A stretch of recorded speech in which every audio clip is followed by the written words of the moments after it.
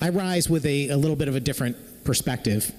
And I'll start by saying that one of the frustrations of serving in the legislature, particularly as a member of the minority, is that often things come to you without any advance notice, without any ability to contribute in form or substance along the way, and then you are asked to judge whether it is good policy or not with one single up or down vote. I've heard some very passionate speeches about the importance of the hospitals that are in question, about the people that work there, about the communities that they serve, and I am absolutely sympathetic to those things. I don't want to see any hospitals close. I don't want to see people lose their jobs. I don't want to see people unable to receive the health care that they need. But I also recognize that this plan that has been placed before me today, without any ability to change it or alter the future course, is flawed. And I would say it is deeply flawed. Earlier today, I mentioned that I'd like to put a stake in the ground just to mark the time so that we could come back to this point at some point 3 years, 5 years, 10 years from now and say, what did all these people say about this when this process first began? And I fear that I'm going to be proven right, even though I hope that I'm not. Imagine if I came to you as a friend or acquaintance and suggested that I had a business opportunity for you. I wanted you to take on other failing businesses. And my own track record, maybe not so great to begin with. And I'm going to ask you to invest your funds in these businesses, and that you've got to make a decision up or down right now on whether or not you're going to give me the authority to negotiate that deal on your behalf, and you'll never get a chance to see the final circumstances arrangement contract before it's approved. You get this one final opportunity to decide. I don't think anyone in their right mind would say yes to something like that or suggest that it's even actually a business opportunity. But that's the solution that we're looking at right here. The solution coming to us from the majority is that we're going to bail out failing businesses, failing hospitals, and without changing anything about the environment that those hospitals operate in, we're going to give another entity that is barely in the black the ability to manage and operate those businesses. And the best part, ladies and gentlemen, is that you, the taxpayer, are ultimately the person responsible at the end of the day for whatever happens and whatever costs are incurred. There was a recent article produced by a very talented journalist, and I don't know how else to describe her, but Megan Portfolio, who writes for the Yankee Institute. And I think I've mentioned some of the things she's put in print in the past, because I've always found her to be the person willing to dig deep to find the facts on controversial issues of the day. And I'm going to take a lot of my remarks from what she put together in a recent story that came out November 10th. Lamont's hospital takeover plan is a gamble Connecticut cannot afford. And I just want to highlight some of the things that she pointed out in this story, which is that in this special session, we are going to vote to give the governor broad new authority to create subsidiaries and joint ventures that are capable of buying, operating, and funding, and even selling hospitals.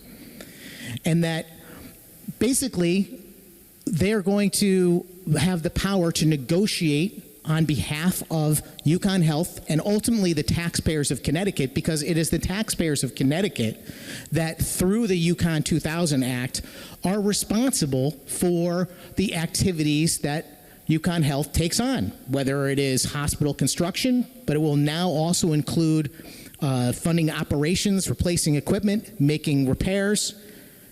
In other words, what we're talking about is a long-term obligation, not simply a one-time purchase of these entities and whether or not they will be properly managed in the future, but the state taxpayers will now have the obligation of whatever happens with these businesses.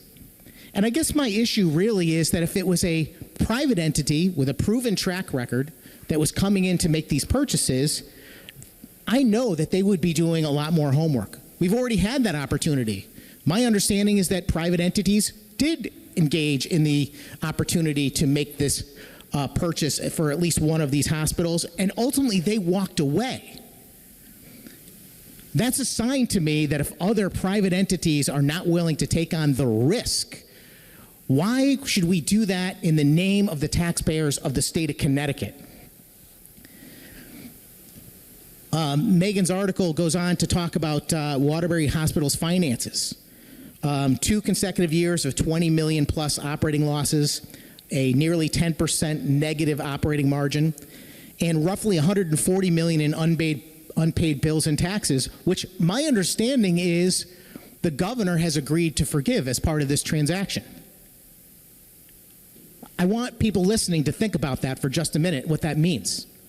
When the governor forgives $140 million in taxes, what happens? That means the rest of us effectively are making up that $140 million in our own tax obligations. That on its face should be concerning to anyone. I understand that this is a well-intentioned plan, but it is also, in my mind, the single largest state expansion of government since I've been alive.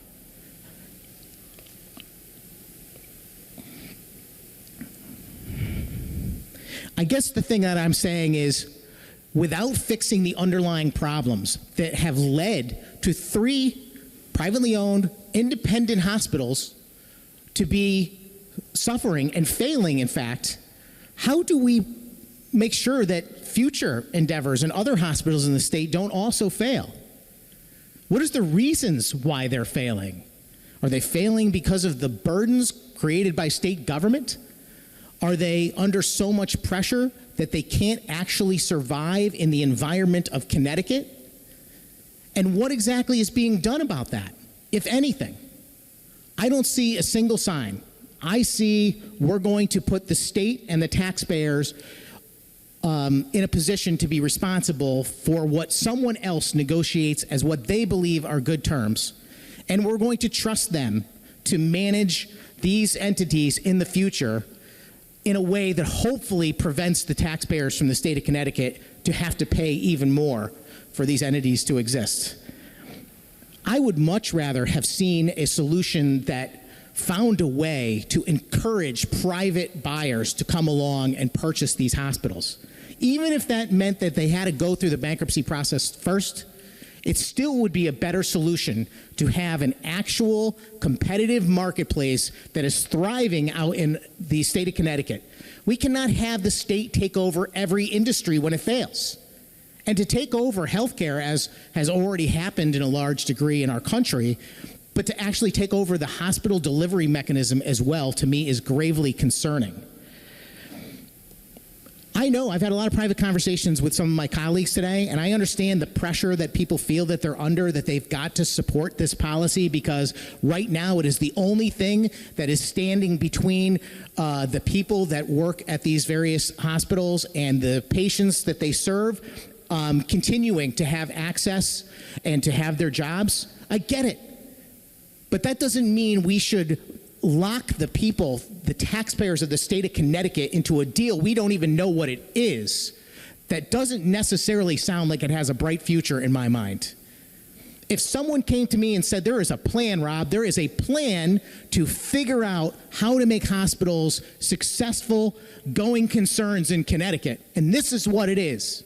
We're going to change the way we tax them. We're going to change the way they are compensated. We are going to change things that make it so it's okay and even profitable to run a hospital in the state of Connecticut. I would be all for it.